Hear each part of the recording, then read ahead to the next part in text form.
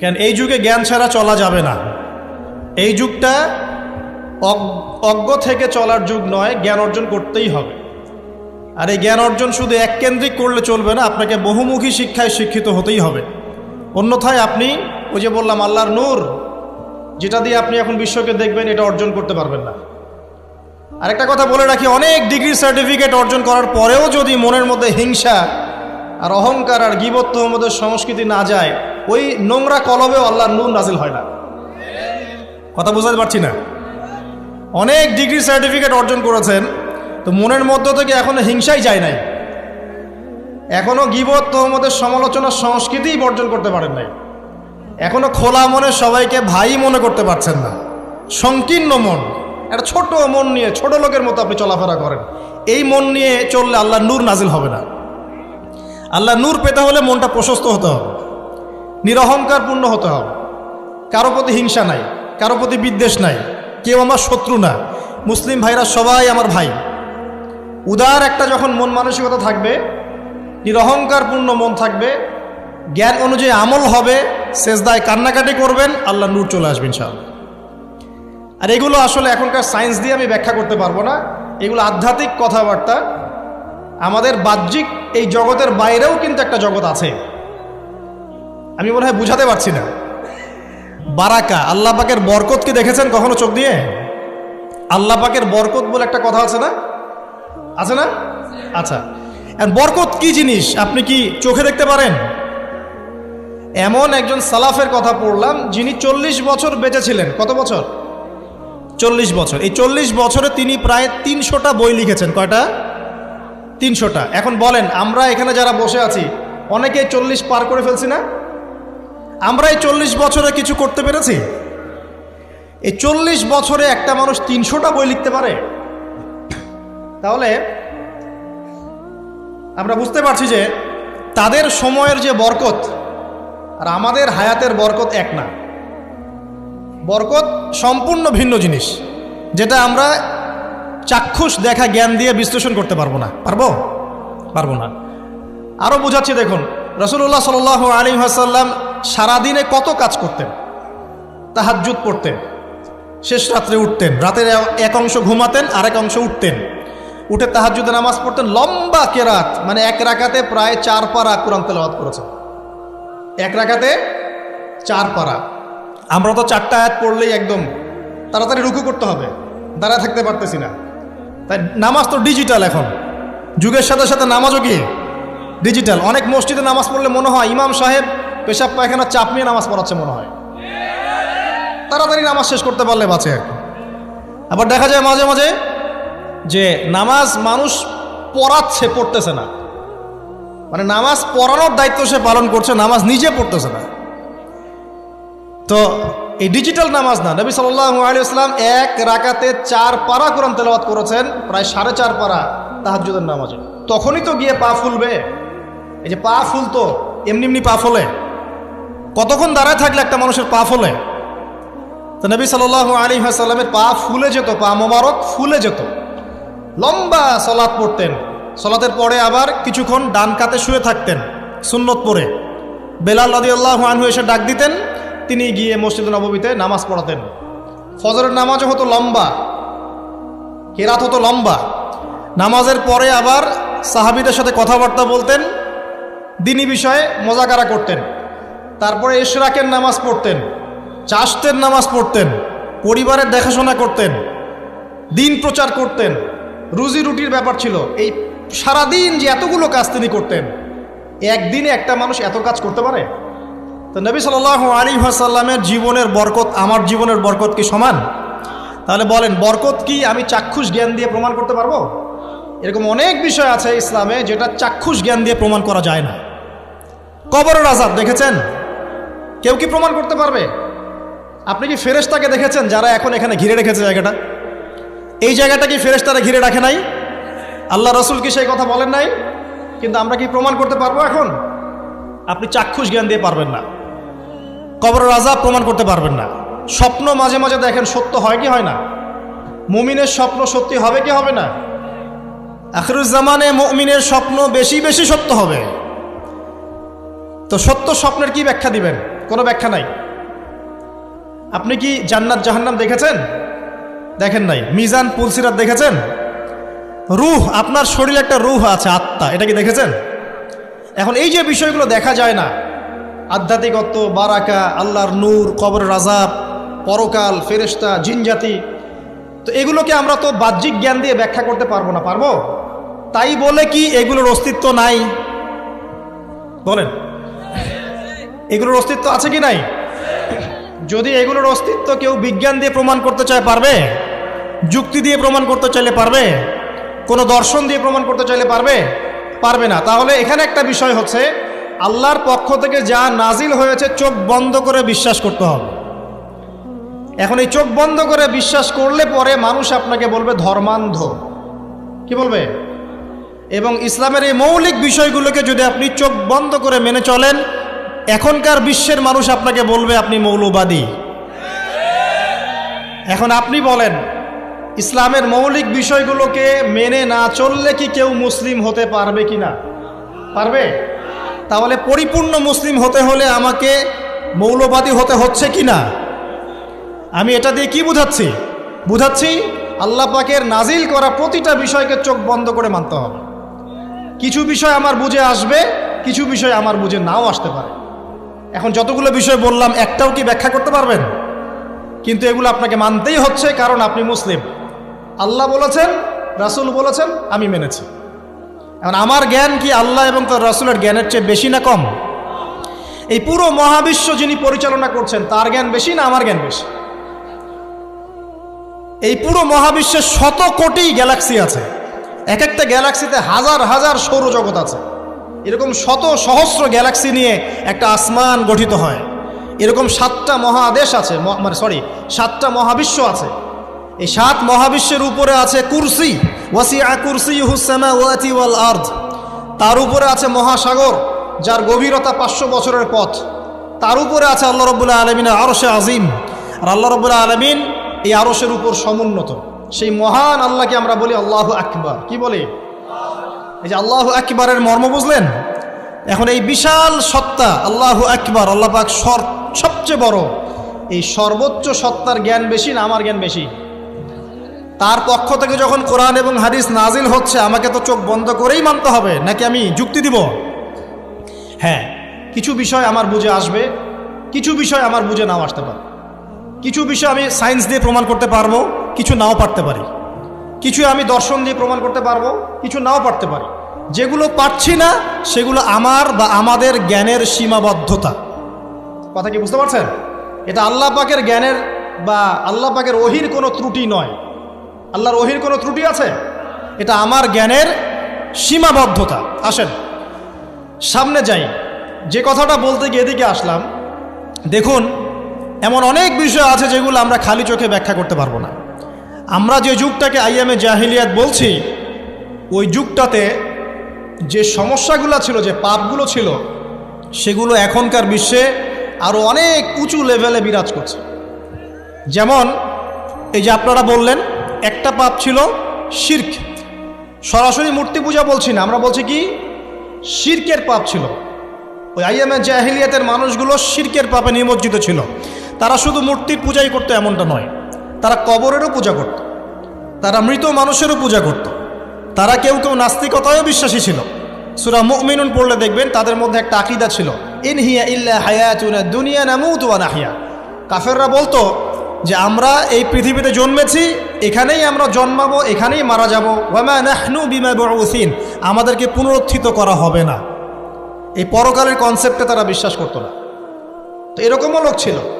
শুধু যে লাত, ওজ্জা, হবল, মানাত এগুলোর পূজা করতো তাই নয় এই বিষয়টা। এখানে কবর পূজাও ছিল, এখানে আপনার মৃত মানুষের পূজাও ছিল, এখানে গাছপালা, চন্দ্র, সূর্য, নক্ষত্রের পূজাও ছিল, আবার নাস্তিকতাও ছিল। এক কথায় আইয়ামে জাহিলিয়াতের সবচেয়ে বড় পাপ ছিল শিরক।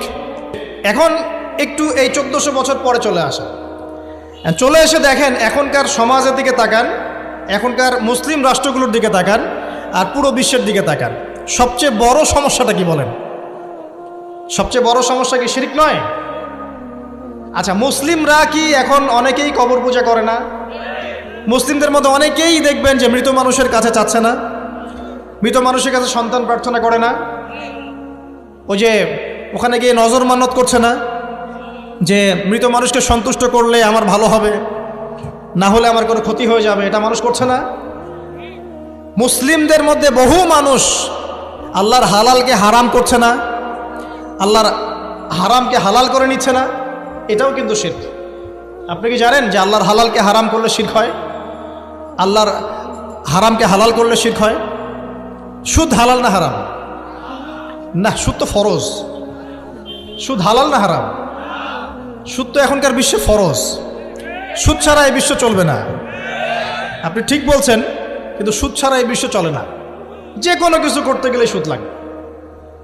তো এখন যে সবাই এটাকে হালাল করে নিচ্ছে, এটা কি হচ্ছে? আল্লাহর হারামকে মানুষ হালাল করছে না? আচ্ছা বলেন, মদ হারাম না হালাল? বলেন। মদ তো ওয়াজিব নাকি? যুব সমাজে তো মদ না খেলে চলেই না। মদ খায় না এমন যুব সমাজের সংখ্যা বেশি না খায় তার সংখ্যা বেশি? কয়টা ছেলে আছে স্মোক করে না? বলেন, কয়টা ছেলে দেখাতে পারবেন যারা স্মোক করে না? এখানে কারা কারা স্মোক করেন না? মাশাআল্লাহ, আলহামদুলিল্লাহ, মাশাআল্লাহ। হাত নামান, হাত নামান, হাত নামান। আল্লাহ পাক আপনাদের রক্তে এবং মাংসে বরকত দান করুন, দোয়া করি। যদি আপনি কোনো কমিউনিটির মধ্যে দেখাতে পারেন যে তারা মাদক থেকে দূরে আছে, তারা শুধুমাত্র ইসলামিক কমিউনিটি, অন্য কোনো কমিউনিটি না। যদি আপনি মাদক মুক্ত কোনো ক্যাম্পাস দেখাতে পারেন, সেটা হবে মাদ্রাসা। যদি পর্ন মুক্ত ক্যাম্পাস দেখাতে পারেন, দেখাতে হবে মাদ্রাসাকে। এখানে বিষয়টা হচ্ছে, যারা ইসলাম প্র্যাকটিস করে, কোরআন এবং সুন্নাহর বুঝ যাদের মধ্যে আছে, যাদের মধ্যে আল্লাহর ভয় আছে, এরা কখনো সুদ খাবে? এরা কি মদ খাইতে পারবে? পারবে না। ইনশাআল্লাহ আপনারা কি জিনা করতে পারবেন? আল্লাহ পাক আপনাদেরকে ঈমান আমলের উপর অটুট রাখুন, আমিন। যে কথাটা বলছি, কেউ যদি আল্লাহর হালালকে হারাম করে নেয় আর কেউ যদি আল্লাহর হারামকে হালাল করে ফেলে, এটাকে কিন্তু শিরক বলা হয়। এই বিশ্বে কি এই সমস্যা নাই? সামনে আগান। এই বিশ্বের শিক্ষা ক্ষেত্রগুলো দেখবেন, এই শিক্ষা ক্ষেত্রগুলোর মধ্যে নাস্তিকতার শিক্ষা বাড়ছে না কমছে? বাড়ছে। এই বিশ্বের অর্থনীতি দেখবেন, অর্থনীতির মধ্যে শিরক বাড়ছে না কমছে? এখানে আপনাকে সুদ নিতে হচ্ছে, এখানে আপনাকে আল্লাহর নাজিলকৃত ইকোনমি বাদ দিয়ে পশ্চিমাদের নাজিলকৃত ইকোনমি বহন করতে হচ্ছে। এটাও এক প্রকার কুফরি। আরও সমস্যা আছে। এই বিশ্বের ওয়ার্ল্ড অ্যাফেয়ার্সের দিকে তাকাবেন, দেখবেন বিশ্বের কয়টা জায়গা আপনি আমাকে দেখাতে পারবেন যেখানে মুসলিমদের মধ্যেও আল্লাহ রাব্বুল আলামিনের নাজিলকৃত বিধান দিয়ে বিচার ফয়সালা হচ্ছে? কয়টা দেখাতে পারবেন? তো যেখানে আছে খুব স্বল্প পরিসরে। পুরো বিশ্বের অবস্থা আজকে এমন। পর্নোগ্রাফি হালাল না হারাম? পশ্চিমা সংস্কৃতির মধ্য দিয়ে এটা সারা বিশ্বে ছড়িয়ে দেওয়া হয়েছে। মানুষ এখন এটাকে available part of our life এটা মনে করছে, আর common part of our life. পর্দা হালাল না হারাম? বলেন, পর্দা না করাটা হারাম না হালাল? আচ্ছা, এখন দেখেন, মিডিয়া বলেন, প্রিন্ট মিডিয়া বলেন, ইলেকট্রনিক মিডিয়া বলেন, বিভিন্ন প্রযুক্তিগত উন্নয়নের মধ্য দিয়ে নগ্নতাকে প্রমোট করা হচ্ছে কি হচ্ছে না? বলেন, হচ্ছে কি হচ্ছে না? এখন কি কাপড় খোলার দিকে মানুষ বেশি আগ্রহী না পরার দিকে? দেখবেন ইসলামের বুঝ যাদের মধ্যে নাই, এরা কাপড় খুলতে চাচ্ছে এখন। আর আমি আপনাদেরকে বলি, আগের লেকচারগুলোতেও বলেছি, এই পুরো মহাবিশ্বে আমাদের বাবা আর মা আদম এবং হাওয়া আলাইহিস সালাম, তাদের গা থেকে পোশাকটা খুলে ফেলেছিল কে জানেন? কে? ইবলিস। যখনই তারা গাছের কাছে গেলেন, তখন কি হলো? ফালাম্মা যাকাশ শাজারা বাদাত লাহুমা সাওয়াতিহিমা। যখনই তারা গাছের কাছে গেলেন, তাদের কাপড় খুলে পড়ে গেল। তাহলে পুরো মহাবিশ্বে আমাদের পিতামাতাকে নগ্ন করে দিয়েছে কে? ইবলিস, শয়তান। তাহলে এখন পৃথিবীতে যারা মুসলিমদেরকে বা অমুসলিমদেরকে, পুরো মানবতাকে যারা নগ্ন করতে চাচ্ছে, এরা কার এজেন্ট? এরা কার এজেন্টটা বাস্তবায়ন করছে? এটা কি বুঝতে বাকি থাকে? আমি কথাগুলো বানিয়ে বলি নাই। সূরা আরাফ পড়েন, দেখবেন সব লেখা আছে। আসেন, এক কথায় বলতে চাচ্ছি, ওই সময়কার যে শিরকটা শুধুমাত্র মক্কায় সীমাবদ্ধ ছিল, এখনকার শিরকটা গ্লোবালাইজেশন হয়েছে আর কি। পুরো দেশে দেশে দেশে শিরক ছড়িয়ে পড়েছে। আসেন, ওই সময় আরেকটা বড় পাপ ছিল, যেটা এই যে এক ভাই বলল, সেটা হলো রিবা। রিবা, রিবা মানে কি? সুদ। রিবা মানে সুদ, জানেন তো? আর সুদ তো ফরজ নাকি ভাই?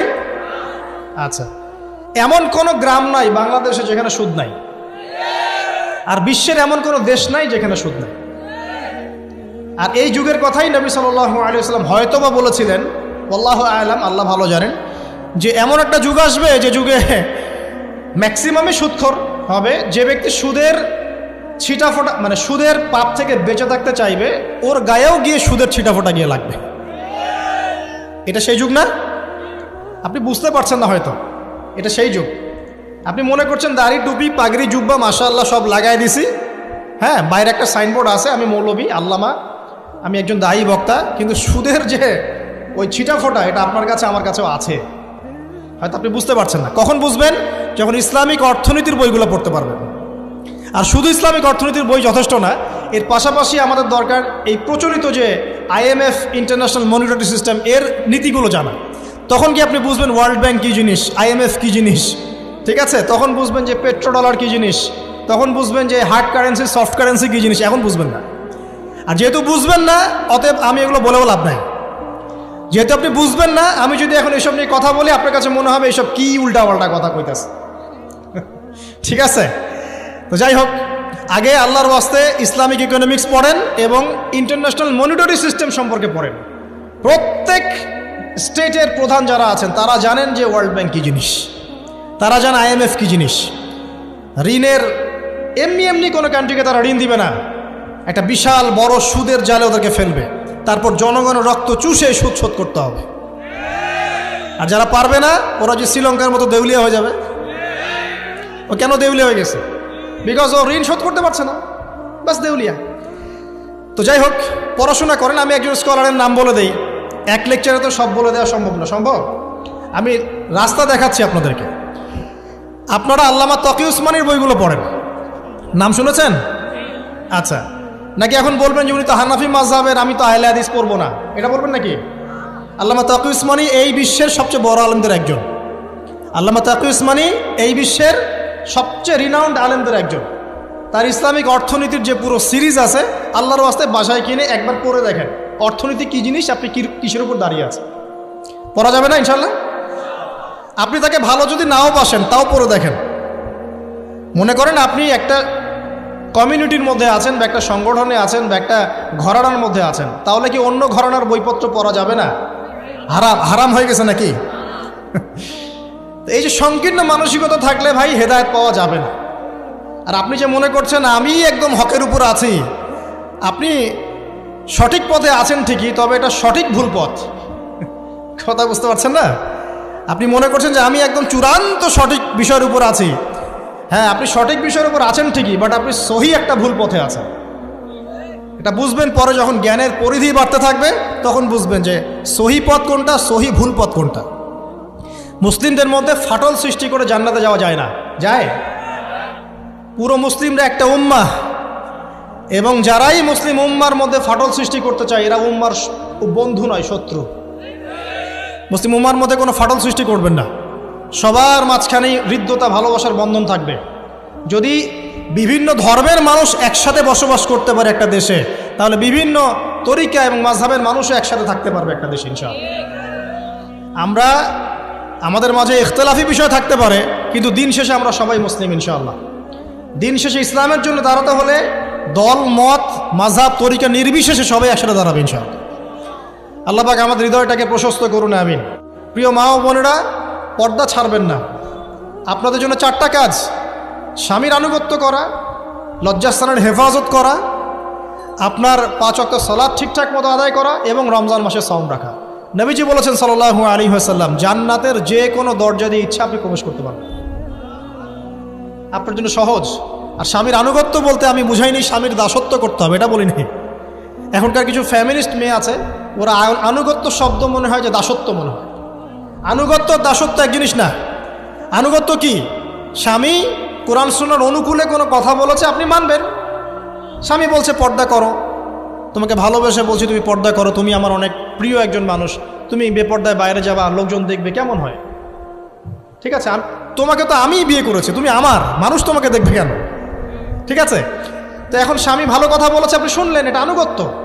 আর ওই স্বামী যদি বলে আসো তো আমার কলিগরা এসেছে, ওকে খাবার সার্ভ করতে হবে, আসো খাবারটা পরিবেশন করো, এখন আপনি বেপর্দা হয়ে আপনার স্বামীর কলিগের সামনে খাবার পরিবেশন করতে শুরু করলেন, এটা কি আনুগত্য করতে হবে? এটা তখন আপনি আনুগত্য করবেন না। সিম্পল, কোরআন সুন্নাহর অনুগত কাজে আপনি স্বামীর আনুগত্য করবেন, বিপরীতে গেলে আপনি করবেন না। স্বামীর আনুগত্য মানে স্বামীর দাসত্ব নয়। আর এই হাদিসটা আপনি কেন ভুলে যান যে আল্লাহ রাসূল সাল্লাল্লাহু আলাইহি ওয়াসাল্লাম বলেছেন, আল্লাহ ছাড়া যদি কাউকে সেজদা করা যেত, সম্মান বুঝাচ্ছেন, আল্লাহ ছাড়া যদি কাউকে সেজদা করা জায়েজ হতো, আমি মেয়েদেরকে বলতাম যেন স্বামীকে সেজদা করে। কেন? কারণ আপনাকে রেসপন্সিবিলিটি, আপনার খাবার, আপনার ফুড, আপনার শেল্টার, আপনার মানে পুরো দায় দায়িত্ব নিজের হাড় ভাঙা পরিশ্রম দিয়ে, জীবনের ঝুঁকি নিয়ে স্বামী আপনার জন্য করে। সে আপনার সম্মান পাওয়ার যোগ্য তো? সে কি আপনার সম্মান পাওয়ার যোগ্য নয়? আপনি যদি সম্মানের হক আদায় না করতে পারেন তাহলে আপনি অকৃতজ্ঞ। আর অকৃতজ্ঞ মেয়ে কখনো জান্নাতে যাবে? একটা হাদিসে আছে, বেশিরভাগ মেয়ে জাহান্নামের যাওয়ার অন্যতম কারণ হচ্ছে তারা স্বামীর সাথে কুফুরি করে। কি করে? মানে সারা জীবন স্বামী ভালোবেসে যায়, ভরণ পোষণ দিয়ে যায়, সব চাহিদা পূরণ করে যায়, একদিন দেখবেন কথা কাটাকাটি হয়েছে, ওই দিন বলে বসবে যে তোমার কাছে আমি কিচ্ছু পাই নাই সারাদিন। এই যে কুফুরি, এই কারণে তারা জাহান্নামে যেতে পারে বেশি। আল্লাহ হেফাজত করুন। আমি আরেকটা কারণ হচ্ছে যে বেপর্দা। আপনাকে 4টা মূলনীতি ফলো করতে হবে। 1, এমন কোনো পোশাক পরবেন না যে পোশাকটা আটো সাটো, যেটা পরলে আপনার গায়ের কাঠামো বোঝা যায়। এটা বোরখা হলেও পরা যাবে না। আমি কি বুঝাতে পারছি? ডিজিটাল বোরখা দেখেন নাই? দেখছেন? মাশাআল্লাহ। আর কারা কারা দেখছেন? এদিকে চোখ বেশি যায় না? আচ্ছা, এমনি দেখা যায়, চোখ দিতে হয় না, এমনি দেখা যায়। ডিজিটাল বোরখা চলবে না, ডিজিটাল বোরখা চলবে না। আমার মত, এটা আমি মত দিচ্ছি, আমি আল্লাহর রাস্তায় সময় দিয়েছি অনেক দিন, এবং এখানে যে পর্দাটা শেখানো হয় এরকম পর্দা আমি অন্য কোথাও দেখিনি। এত চমৎকার পর্দা শেখানো হয়। কারা কারা সময় লাগিয়েছেন? 3 দিন 7 দিন সময় দিয়েছেন কারা কারা? বেশিরভাগই দেন নাই। সমস্যা নাই, দিতে হবে, আমি বাধ্যতামূলক বলিনি আপনাকে। বলেছি এখানে পর্দা শেখানো হয়, চমৎকার পর্দা শেখানো হয়, যে এখানে চোখটা পর্যন্ত তাদের ঢেকে রাখার তালিম দেওয়া হয়। যাই হোক, যেখানেই শেখেন, অ্যাটলিস্ট পর্দাটা শিখলেই হলো। এমন পোশাক হবে না যেই পোশাকটা আটো সাটো, যেটা পরে আপনার গায়ের কাঠামো বোঝা যায়। 2 নম্বরে এমন পোশাক পরা যাবে না যেই পোশাকটা পরলে বাহির থেকে ভিতরের অঙ্গ দেখা যায়। দেখেছেন? দেখেন নাই? দেখছেন হুজুর? আচ্ছা, আপনারা তো সব দেখেন দেখি। তারপরে 3 নাম্বার, এমন পোশাক পরা যাবে না যেটা অমুসলিমদের সাথে সাদৃশ্য আছে। কথা বুঝতে পারছেন? অমুসলিমদের ধর্মীয় বিষয়ের সাথে সাদৃশ্য আছে এমন পোশাক মুসলিম মেয়েদের পরা যাবে না। এর মানে এই নয় যে অন্য ধর্মকে আপনি আক্রমণ করবেন, এটাও নয়। যে যার ধর্ম তাদের স্বাধীনতা মতো পালন করবে। মুসলিমরা বাধা দিবে না। মুসলিমরা দাওয়াত দিতে পারে। কি করতে পারে? দাওয়াত দিতে পারে যে ভাই, যে লা ইলাহা ইল্লাল্লাহর কনসেপ্ট আপনাকে বুঝাচ্ছি, আল্লাহ ছাড়া কোনো মাবুদ নাই, মুহাম্মদ সাল্লাল্লাহু আলাইহি ওয়াসাল্লাম সর্বশেষ রাসূল, এই কোরআন পড়ুন, হাদিস পড়ুন, দেখুন এটাই হচ্ছে মানবতার মুক্তির সনদ। এরপর যদি সে ইসলাম কবুল করে আলহামদুলিল্লাহ, যদি না করে এর হিসাব কে দিবে? সে নিজে দিবে। এর হিসাব কি আমাকে দেওয়া লাগবে? দেওয়া লাগবে না। তো অমুসলিমদের সাথে সাদৃশ্য আছে এমন পোশাক চলবে না। আর 4 হচ্ছে, পুরুষরা মেয়েদের পোশাক পরতে পারবে না, মেয়েরা পুরুষদের পোশাক পরতে পারবে না। জি, আপনাদেরকেই বলছি, আপনারা জিন্স পরতে পারবেন না, মেয়েদেরকে বলছি, এবং টি শার্ট পরতে পারবেন না। আপনারা ওই যে যা ইচ্ছা তাই ড্রেস পরে বলবেন যে 1000 বছরের সভ্যতা সংস্কৃতি, এসব বাজে কথা চলবে না এখানে। এটা 1000 বছরে কোনোদিনও আমাদের দাদা নানিরা এগুলা কখনো পরে নাই। পরছে? আপনার দাদি কখনো এরকম পরছিল শাড়ি? তো যে বললো 1000 বছর থেকে পরে আসতেছে নাকি? সুবহানাল্লাহ। তো এখানে বিষয়টা হচ্ছে, পুরুষ মেয়ের পোশাক পরতে পারবে না, মেয়ে পুরুষের পোশাক পড়তে পারবে না। আমি খুব সংক্ষিপ্ত করে আপনাকে কোরআন সুন্নাহ থেকে 4টা মূলনীতি বলে দিলাম। এই 4টা মূলনীতি কোরআনেও আছে, হাদিসেও আছে।